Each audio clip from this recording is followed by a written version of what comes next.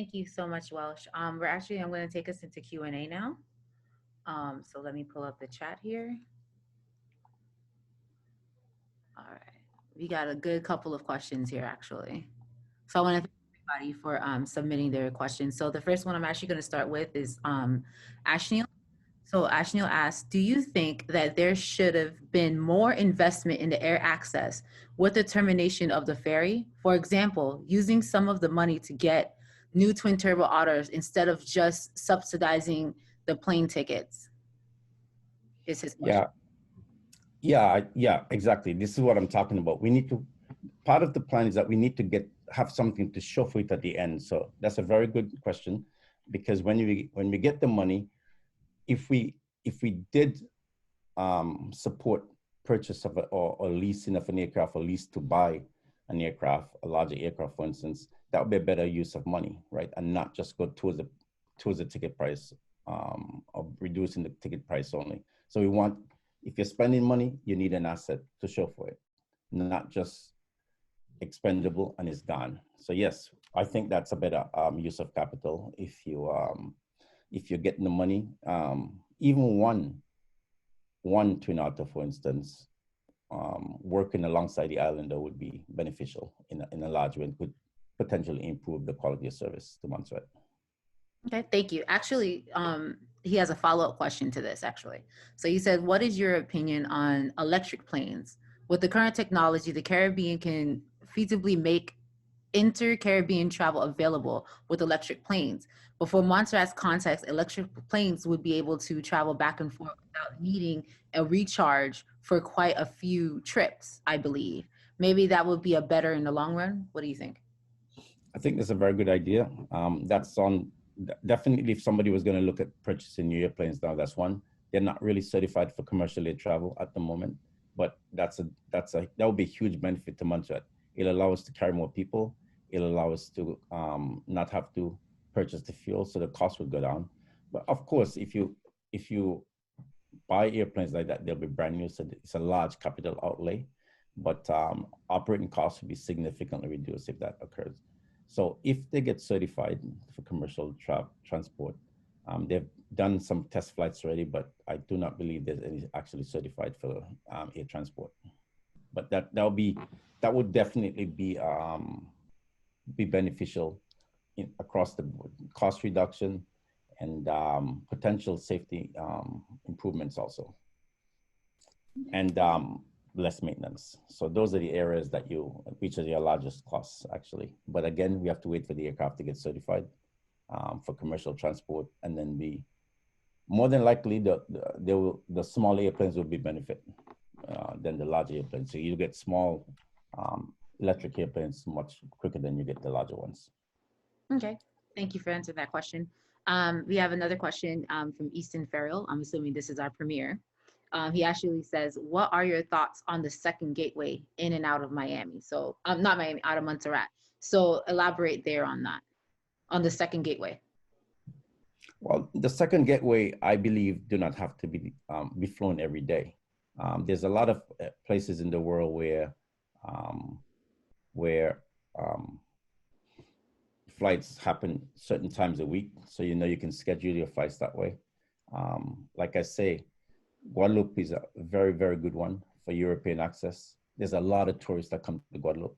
Again, if I'm leaving COVID out of this, there's a lot of tourists that come there. There's 500,000 people in Guadeloupe. It's large. They want to come to Montserrat. When they've run ferries between Montserrat and Antigua, you see how many people come. They love Montserrat, but we can't get there. So that would be the most obvious one for me to think about. But it's about how do you get to Europe cheaply? If you can go to from Guadeloupe to Paris, you can get to London on a Europe flight. It's probably much cheaper to go through there, but we can't get to Guadeloupe. St. Kitts might be a little bit more challenging because of taxes. The tax base in St. Kitts is pretty high. There's flights to London, I believe, from St. Kitts, and there's some from Miami. I know American Airlines also, but we can't get to St. Kitts because everything is focused on Antigua. So I think those are probably the two obvious ones that are near with the size airplanes we have, or even with the ferry service. Those are probably the near gateways that we have. people talk about St. Martin, but that's pretty far away. It's a much longer flight and it'd be very expensive. If we had a network, if we're part of a network, if Winier, for instance, was flying directly, or if Fly Montserrat had a twin otter, or there's a twin otter resident of Montserrat, then St. Martin would be a reasonable one, because even though we had the distance, you need the passenger load to make it cost effective to go there. So to fly an islander from Montserrat to St. Martin doesn't make sense from an air transport point of view. You don't have the volume to bring the cost down. So charter is okay, but you need much closer area, or you need a larger aircraft to go further distance. St. Martin is a good one because of the amount of traffic that goes to there, but it's too far away. Okay. Thank you for asking that question, and thank you for Mr. Premier for being here and asking that question. The next question I have is actually from Ms. Brenda Daly. She said to Mr. Pond, would you say then engaging Liet to provide the inter-island link like they used to pre-volcano can provide beneficiary to Montserrat? Also, does it provide exposure to other islands and territories for re-tourism? Yeah, Liet did not have any equipment to come to Montserrat at the moment. The airplanes are too large for Montserrat. But if we can connect into Liet, that would be very good. So if we had a code share with Liet, that would be very helpful. It would also mean that we wouldn't have to go through customs in Antigua if you had a code share with Liet, because if you're going to one of the other Caribbean islands, you'll be able to stay on site on the traveler side, and instead of having to check out and check back in, you'll be able to get throughput straight to Liet, for instance, or to Winier. So some of the monies could be spent doing code share agreements with Winier and with Liet. That would help regionally. Of course, Liet is, I believe, they're bankrupt right now, but we expect them to come back into service.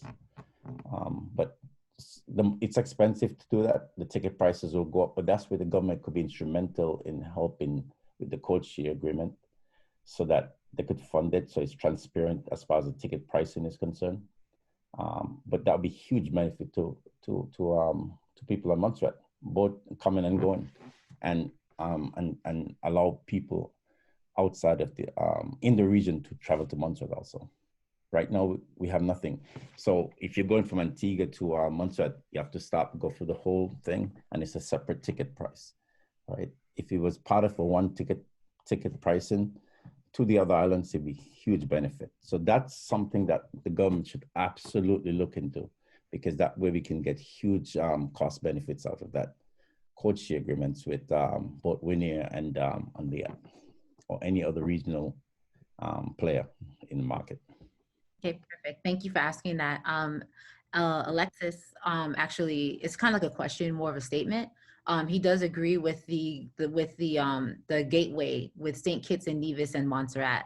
But he also did also add additional gateways is good. Inter-island travel needs to be increased. We need a dependence on folks outside the region as a tourist. We need to further expansion in regional travel. So he's just agreeing with what you said. The actual next formal question is actually from Patrice Fenton. She says, Montserrat geological location for access, rather by air or sea, poses varied problems from time to time and means of utilizing current transportation access. Are we putting a research plan in place to explore alternative places of service to benefit the island's economy? That is her question. Yeah, I think if we had more regional connectivity, it will provide for opportunities for commerce between the islands. And I talked about that a few points. I touched on a few points.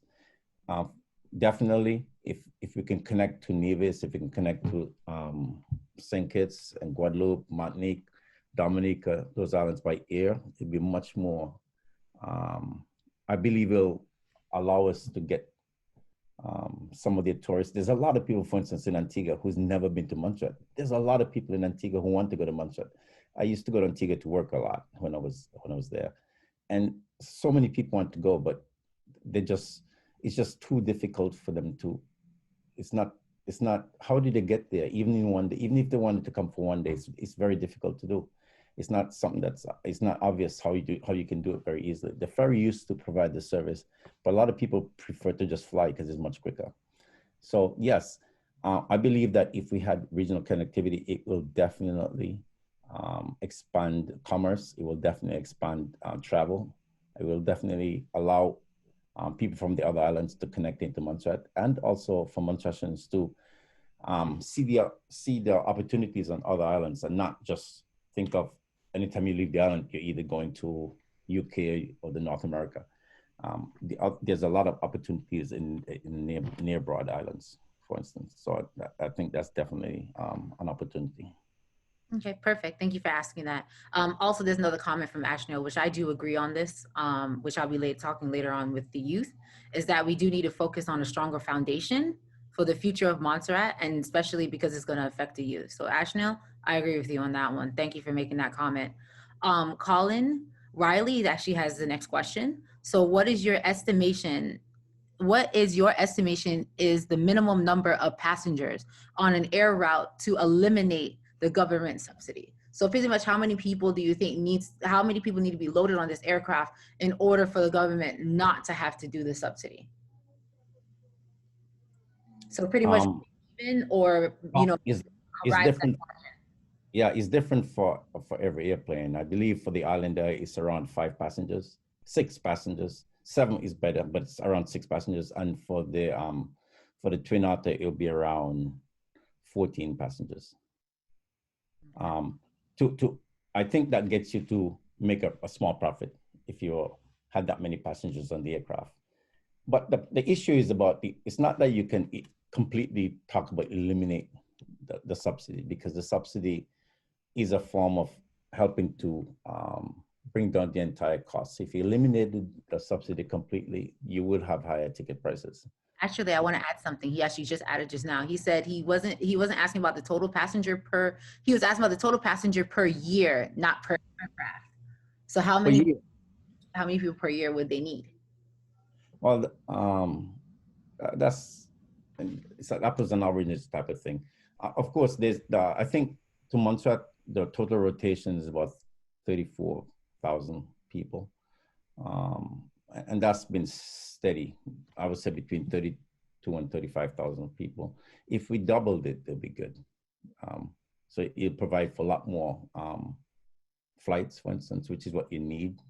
You need more flights. You need more passenger runs in the ferry to really make them viable as economically viable. You can't have 2 flights a day. That's just, or even 3 flights a day. That's not enough. If you look at some of the islands, there's a lot more. So you need a lot bigger population. If you're going to do it purely for an investment, you probably wouldn't invest in Montserrat, just because you do not have enough people there. So that's why it's important to connect regionally to get the traffic flow up, so that people do not have to live in Montserrat, so long as they're traveling to Montserrat and back and forth. And we're ignoring the region, right? We have large populations right near Montserrat, but we don't engage them at all in any way. So that's key if we're going to do it. I think that if we can double it, if we can get it to like 60,000, for instance, say between 50 and 60,000, that would even help a lot. So that's another 20,000 people per year, I would say. Yeah, because he commented, he said we're looking at about 70,000 passengers per year. But Yeah. thank you for answering that question. The last question I'm actually going to take is from Peter, and then we're going to move into our segment with Taboo. The last question is: Will the UK leave the EU impact the development of the second gateway via France or the Dutch islands? So if the UK pulls from the EU, would that interrupt the second gateway because they're a French and Dutch island? Yeah, no, because right now we operate under ASI, and ASI is a subsidiary of the CAA in England. We have to do all the paperwork to get into Guadeloupe anyway. We have to apply. We look like a foreign carrier flying out of Montserrat into Guadeloupe, so it wouldn't affect it. So we would still have to do the same amount of paperwork to get into Guadeloupe and St. Martin. Any one of the foreign or European connected territories, we have to do the paperwork anyway to get into those islands. So it wouldn't affect it in that sense. We have to apply and get approved by by the European Union to be able to do that, which we have the capability of, we have the ability to do that right now. So that's Fly Montserat, for instance, does that, for instance, right now today. But if we were going to do commercial transport, of course, some of those islands are very protective of their markets, and they would want to probably fly also. They might even introduce services to, if the traffic got really good, they might even fly to Montserrat. I know they do charters right now sometimes, but they might be interested in coming to Montserrat also. Some of the carriers there, or some of the smaller carriers. Okay. Actually, I just have a personal question for you as well too. If we did develop the ferry back between these islands, so like to St. Kitts, to Guadeloupe, to all of our neighboring islands, or maybe even a little bit further, do you think that would benefit Montserrat in that sense when it comes to not even just passenger travel, but also logistic travel? Because we also too need to think about getting things to the island for our daily routines and our daily lives. So what do you think about that? I think it's a good idea, but I think that we do not want, you can't use one ferry for that, for instance, because so it'll be like on a periodic basis, once a week or twice a week. But we need to just start that flow. Even if there was once or twice a week, that would help because we can schedule our time, we can schedule our rides, and go there. People love to go to Guadeloupe to shop. I know that it's kind of strange, but they like to go to Guadeloupe to shop. Has a lot more opportunities. And it's expensive to go there by air. So if you had a ferry that did that periodically, not every day, that would it would be beneficial to both islands because people there want to come to Montserrat also. They could see Montserrat, but they can't get there. You could see Nevis, but you can't get there. It takes a whole day to get there. So we have, if we were able to open up the gateways, we have to do that, or else we'd be stuck in 20 years from now flying to Antigua. And I'm sure nobody on the conference today would still want to be going to Antigua 10 years from now, just only Antigua. We need some other form of getting off the island. And I think that needs to be opened up. Okay.